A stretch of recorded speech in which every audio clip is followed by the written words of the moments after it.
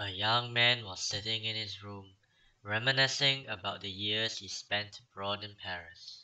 As he scrolls through his many emails written during his trip, an idea pops up. I'm gonna write a book about this. And so he did, and Annabelle Thong was born.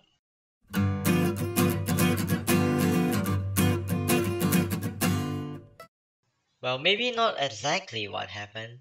Writer Emraan Hashmi did receive inspiration from the emails he had during his stay in Paris, and he used that to create his work.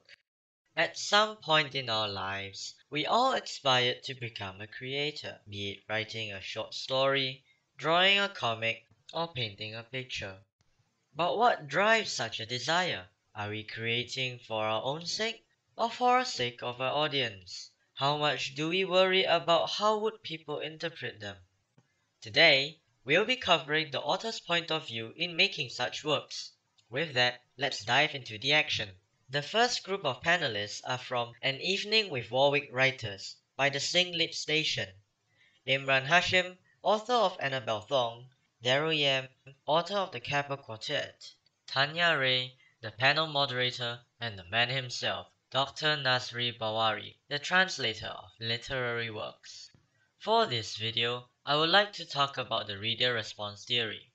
But instead of looking at how readers interpret the authors, we'll look at how the authors interpret the reader's interpretation of their works.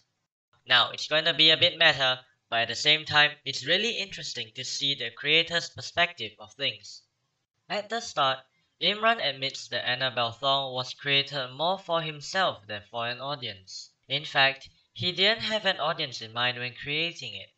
It was just something for him to keep and remind him of the good times in Paris. This actually affects how he writes the book in a big way, having no pressure to put out what people want and instead doing what he himself wants. This contrasts to what Daryl had done when he targeted the Kappa Quartet as Singaporeans and had to juggle writing about his speculative fiction in a very different culture. On the other hand, Dr. Nasri, as a translator, has a very unique case, being both the reader and the creator at the same time. Most people view translation as trying to write exactly what the author means, just in another language.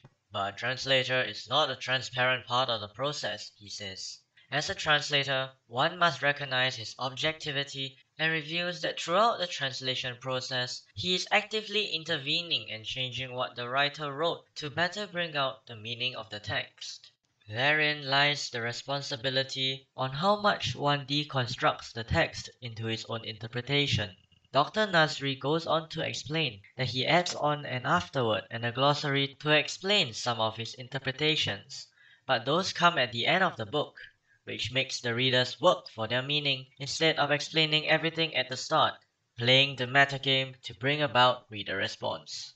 Thus, reader response might not be limited to just the readers themselves, but may actually play a role in affecting how each author creates their work, which is pretty counterintuitive given the name.